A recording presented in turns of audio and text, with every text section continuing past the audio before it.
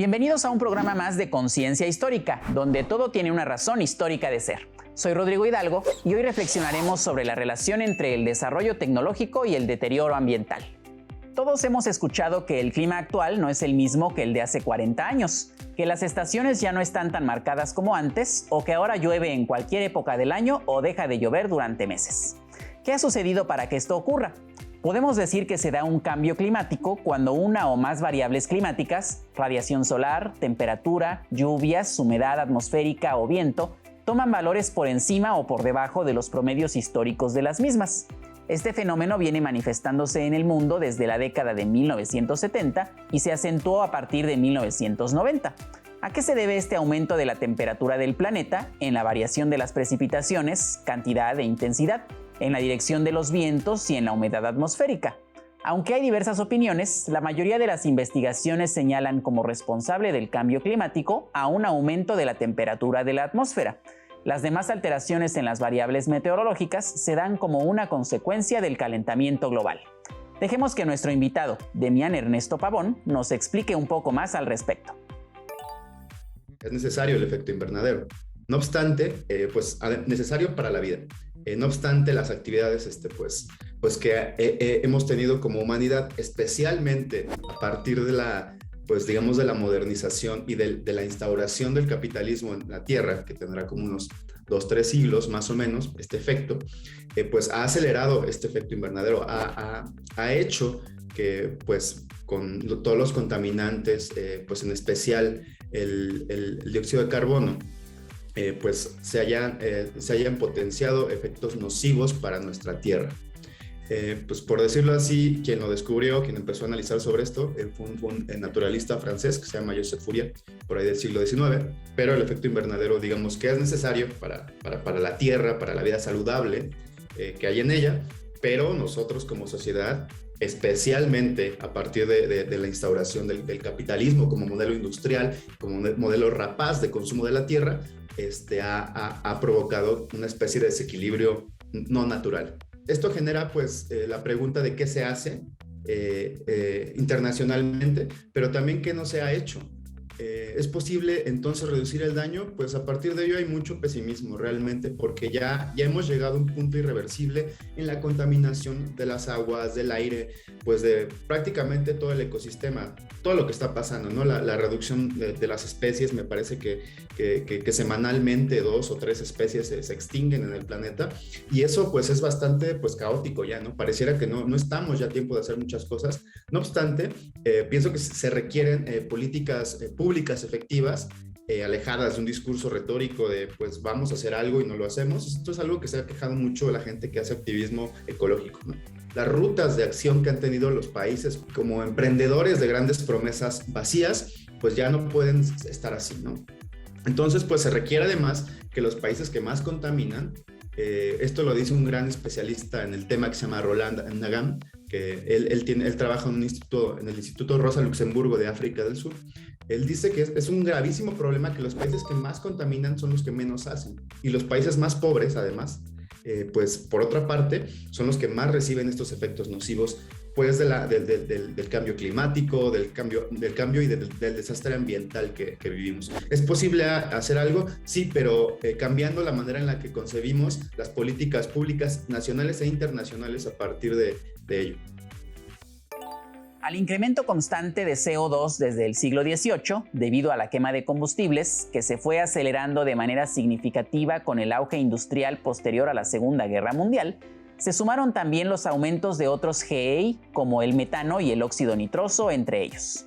La emisión de metano se vio incrementada desde los campos de arroz y en menor medida desde la fermentación entérica de grandes bovinos, y del óxido nitroso proveniente en mayor medida de la descomposición de fertilizantes usados en la agricultura. Todos estos fenómenos debemos entenderlos como una consecuencia de la mayor demanda de alimentos por parte de una población que crece a altas tasas anuales en el mundo.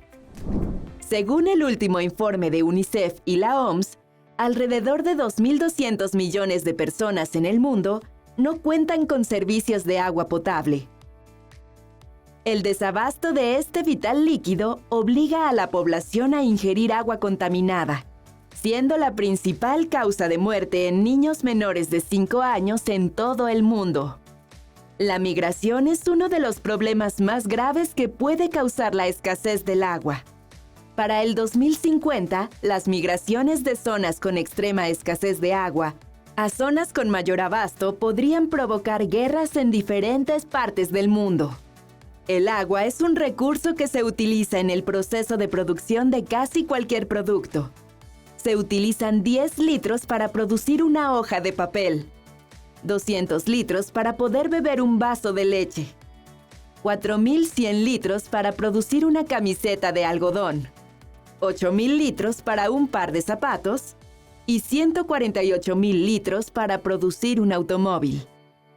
Si cada persona acortara solo un minuto el tiempo que demora en bañarse, se podría ahorrar agua suficiente para llenar 1.136.364 albercas olímpicas. Según la Organización Mundial de la Salud, el 80% de todas las enfermedades en los países en desarrollo están relacionadas con el agua. Para 2025, la Organización de las Naciones Unidas estima que el 30% de la población mundial que reside en 50 países enfrentará escasez de agua.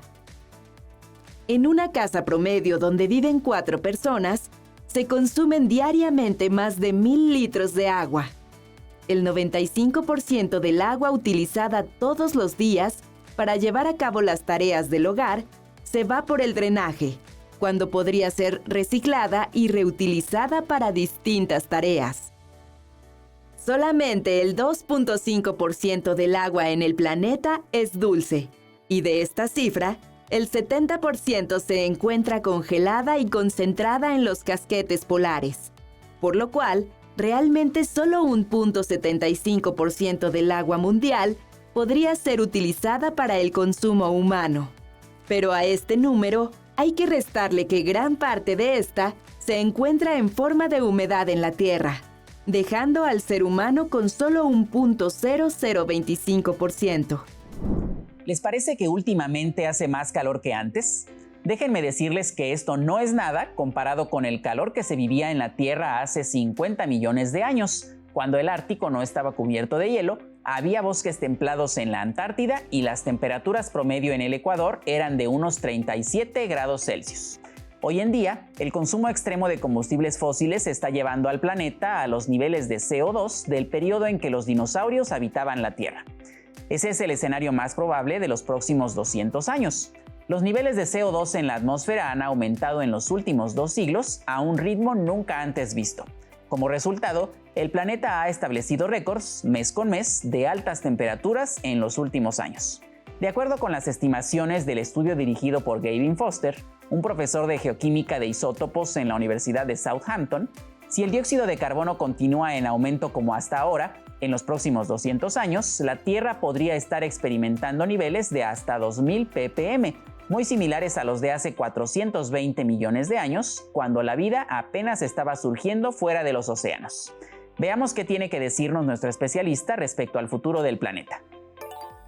Uno de los temas que hemos visto, que se han visto de alguna manera muy recurrentes en la actualidad, es cómo no se hace nada para parar todas estas emisiones de los gases del efecto invernadero y del dióxido de carbono, que son sumamente nocivos, ya no solo, pensémoslo así, ya no solo para el aire que respiramos, también para el agua, también para nuestra comida, para todo lo que hacemos día a día. No hay algo que en nuestra vida cotidiana no nos remita a esto, y no estamos haciendo nada para parar todo esto. Entonces, pues es sumamente complicado ver que hay una relación de deterioro ambiental a partir de toda esta exacerbación de recursos, de contaminantes, y que no se hace nada. Entonces, pues en lo que respecta al dióxido de carbono, creo que hay que decir que se han hecho incluso compromisos internacionales en que para que los países acaben pues con estas emisiones, porque pues en serio son muy dañinas. Aquí se ve un poco esta cuestión del capitalismo nuevamente, de cómo pues la intención no es realmente preservar, sino destrozar, producir para destrozar. Entonces, pues esa está la relación, ¿no? La tecnología, pues tiene que ver con el deterioro ambiental, sí, porque potencia los procesos de producción, de consumo también y de ambición de los grandes corporativos que pues ya se ven y ya se topan pues, con movimientos sociales muy importantes que, cabe resaltar, no vienen digamos, de los grandes gobiernos, de los grandes empresarios, sino de la gente de abajo, de la gente de las calles. Ahí se está haciendo algo para parar este deterioro ambiental. Cabe decir que hay un acuerdo muy importante que es los acuerdos de París. Pues aquí hay una cooperación internacional, por eso se acaba de reunir y convocar la COP26 este año, en la cual participó México, ha participado diversos países de Latinoamérica, de todo el mundo participan. Pero sí quisiera aquí resaltar una cosa, que estas acciones internacionales de cooperación internacional, la verdad se han visto rebasadas por los propios errores nacionales que han tenido estos países. Pues me gustaría reiterar aquí la postura de especialistas, básicamente una misma voz desde diversas partes del mundo. Este tipo de normativas, este tipo de acuerdos internacionales importan poco si la sociedad organizada no hace nada.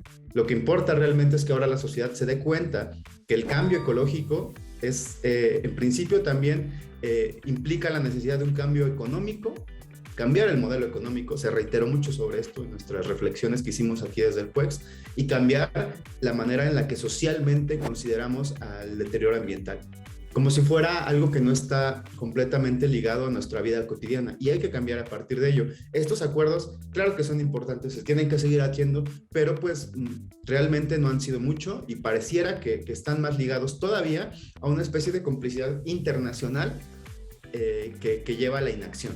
Entonces, pues sí, se necesitan mecanismos para fortalecer políticamente, pero pienso que es muchísimo más importante que la sociedad civil organizada empiece a hacer cosas y empiece a reaccionar, porque pues en ello se nos va la vida y la calidad de vida, el buen vivir de las próximas generaciones. Pero no todo el deterioro ambiental tiene que ver con la emisión de gases. También hay que ser conscientes de toda la basura que generamos y el tiempo que ésta tarda en degradarse. ¿Alguna vez te has detenido a pensar qué pasa con toda la basura que generamos? Puedes hacer una lista de cada cosa que tiras a la basura a lo largo de una semana. Multiplícalo por las semanas que tiene un año y por el promedio de años de vida de un ser humano. La obsolescencia programada es la acción intencional que hacen los fabricantes para que los productos dejen de servir en un tiempo determinado. Celulares, computadoras, tabletas, impresoras, lavadoras, secadoras de cabello, microondas, refrigeradores y pantallas son aparatos casi indispensables para la vida diaria que fallan frecuentemente a mediano plazo y sin razón aparente. ¿Se te ocurre algún producto con alguna o todas estas características? ¿Has notado que muchas personas sienten cierta necesidad de tener el producto con la tecnología más actual, por mínima que sea y al costo que sea? En países como Francia, la obsolescencia programada es un delito, por lo que los fabricantes están sometidos a criterios de durabilidad, para lo cual deben establecer estándares de medición, prueba y verificación. A finales de 2017, la organización francesa Alto a la Obsolescencia Programada, HOP por sus siglas en francés, llevó a tribunales franceses a los fabricantes de tecnología de cómputo y el hogar por limitar la vida útil de las impresoras. En México, la Profeco y el Instituto Politécnico Nacional trabajan de manera conjunta para realizar acciones que permitan conocer a los fabricantes que efectúen en nuestro país la práctica de obsolescencia programada. Para atacar el problema de forma global, se plantea una nueva visión circular para los aparatos electrónicos, también conocida como producción de ciclo cerrado o economía circular. Consiste en ampliar la duración de los aparatos y contemplar procesos de reciclaje de los componentes que son valiosos pero peligrosos para la salud humana o el medio ambiente.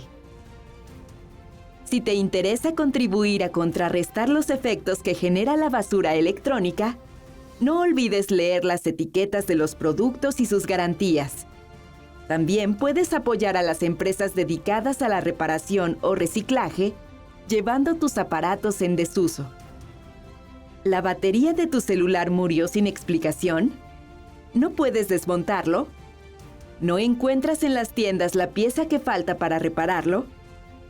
En México se calcula que cada persona genera al año 8.2 kilogramos de basura electrónica. La basura electrónica es cualquier producto con enchufe, cable eléctrico o batería que ya cumplió su vida útil. Estos desperdicios incluyen elementos como el cobre y oro, que pueden ser tóxicos durante los procesos de reciclaje.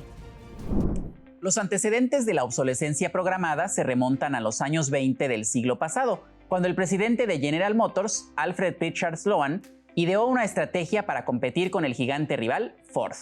Frente al empeño de Henry Ford de inundar Estados Unidos con su modelo T, progresivamente renovado para que los clientes nuevos accedieran a una versión mejor, Sloan quería que los ya propietarios de un automóvil GM lo cambiaran por el último modelo cuando el anterior aún funcionaba, simplemente por sentir una cierta insatisfacción con los modelos pasados en comparación con el nuevo. ¿Sabías que en el cuartel de bomberos de Livermore, en California, hay un foco que permanece encendido, el cual fue fabricado en 1895 y empezó a utilizarse en 1901 hasta nuestros días? Podríamos pensar que si una bombilla de finales del siglo XIX todavía funciona, no tendría sentido que ahora, en pleno siglo XXI, compremos una y nos dure unos pocos años o meses. Pues ese es precisamente el negocio de la obsolescencia programada. Nuevamente, el capitalismo y la necesidad de acelerar el proceso de consumo y producción, el proceso de generación del capital. Lo que se necesitaba era pues objetos que cumplieran de cierta manera un tiempo de vida para pues empezar a generar más capitales y todo eso. En ese momento se entendía a principios del siglo pasado. Recordemos que también hubo una gran crisis económica que potenció todo esto. Ahora que vivimos en una especie y pues en una etapa distinta pues de la vida de la Tierra, cabe decir que la obsolescencia programada ya no tiene que ver con lo que tenía que ver hace un siglo, que era como una especie de impulso modernizador de la industria. Ahora, pues más bien tiene que ver nuevamente, sobre todo con la entrada del neoliberalismo hace pues ya casi 4 décadas estamos hablando, pues ya lo que se tiene ahora es más allá de una especie de proceso industrial, una voracidad industrial que digamos que carcome constantemente a partir de la necesidad de vender. Esto es básicamente, reitero, el capitalismo, ¿no? La obsolescencia programada es para eso, para que estemos consumiendo cada vez más productos que pues valen cada vez más también o menos, pero finalmente se desechan cada vez más rápido. Entonces, pues esta implementación de la obsolescencia programada ahora está deteriorando mucho el medio ambiente, los mares, la tierra, también los mantos acuíferos, que no hemos hablado de ese tema, pero es muy importante, pero estamos generando muchísima basura, ya no sabemos qué hacer con ella. Entonces, la obsolescencia programada tiene todo que ver con esto y pues habría que también pensar qué se haría con respecto a eso. Que estos pactos, estas normativas entre pues tecnología y deterioro ambiental, pues tienen antecedentes que pues mucho tienen que ver con la construcción de organismos internacionales como la ONU, la UNICEF, todas estas pues organizaciones que pues también tienen que ver con procesos regionales como en Latinoamérica la CEPAL, que es muy importante, pero que incluso funcionarios y funcionarias de la CEPAL como Janet Sánchez han reiterado la necesidad de cambiar la política ambiental, de cambiar realmente la política, digamos que de acuerdos que se tiene hasta el momento, ha resultado insuficiente. Entonces, sí me gustaría reiterar eso, que la normatividad internacional es todavía pues poco efectiva, pese a que tiene una tradición histórica que podríamos decir que ya tiene pues casi un siglo, ¿no? 70 años por ahí más o menos, y que pues no se ha hecho nada. ¿Por qué no se ha hecho nada? Esto pienso que es muy importante reflexionarlo. ¿A quién beneficia que no se haga nada? Es probable que la respuesta sea muy obvia, a los grandes capitales, a los grandes poderes que hay detrás e intereses que hay de todo ello, pero pues creo que sí tendríamos que reflexionar a partir de este punto sobre cómo cambiar esta normatividad, incluso desde una crítica de dentro hacia afuera. Entonces, pues sería eso, ¿no? ¿Cuáles serían los alcances que podríamos tener como sociedad organizada y a partir de ello para que la política pública cambie de estos pactos que pues no tienen impacto? ¿Qué medidas podemos implementar? ¿Qué cambios podemos hacer? Yo siento que como muchas cosas de la modernidad implica una cuestión de contradicción, una cuestión de dualidades. ¿Por qué? Porque pues el capitalismo tiene una ideología de hay que hacerlo para cambiar las cosas hay que cambiar primero uno mismo. Esta es una, digamos que cuestión que implica una visión individualista, una visión también muy egoísta y que pues digamos que al individuo lo separa de la comunidad. No obstante, creo que pues sí hay que hacer esto, ¿no? Hay que intentar nosotros como que individualmente tratar de aminorar todos los impactos que podamos generar en nuestra vida cotidiana, que básicamente pues qué podría ser, ¿no? O sea, utilizar mejor las cosas, no caer tanto en este juego de consumo que tanto nos afecta socialmente, que tanto afectará a las jóvenes generaciones, las próximas a las generaciones del futuro. También empezar a valorar muchísimo más los recursos naturales que existen, tomar conciencia realmente de que pues llegamos a un punto de que se hace ahora, somos la última generación que podrá hacer algo por el cambio climático, como lo decía Miroslava Barragán, y pues no estamos haciendo nada. Tomar conciencia quizás sea lo primero que tenemos que hacer.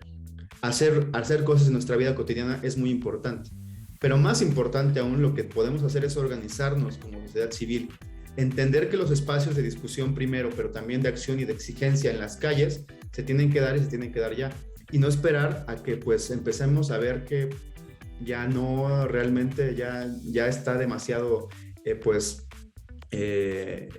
demasiado contaminado todo al punto de que pues ya no vale la pena hacer nada, ¿no? Entonces pues pienso que es eso. Uno, individualmente, claro, continuar nuestro papel sin creer que eso sería todo, ¿no? Porque eso es lo que el capitalismo busca como ideología, ¿no? Crear individuos aislados e inoperantes en ese sentido, ¿no? Hay que organizarnos, hay que hacer discusiones entre nosotros y hay que tomar conciencia colectiva, no solo individual. Agradecemos a nuestro invitado por platicarnos más acerca de este tema que compete a toda la humanidad y que está en nuestras manos regularlo, pero especialmente en manos de la industria, que también tiene responsabilidad en la eliminación de los contaminantes que genera. El programa de hoy ha concluido. Espero que te haya interesado y recuerda que siempre puedes investigar más. Por ejemplo, puedes buscar algún centro de recolección de basura electrónica para desechar tus productos de forma adecuada y generar el menor daño posible al ambiente. Haz este programa con nosotros. Participa con Jóvenes en TV, un espacio de reflexión y construcción de conocimiento. Visita nuestras redes sociales y comenta qué te parecen nuestros programas. Hasta pronto.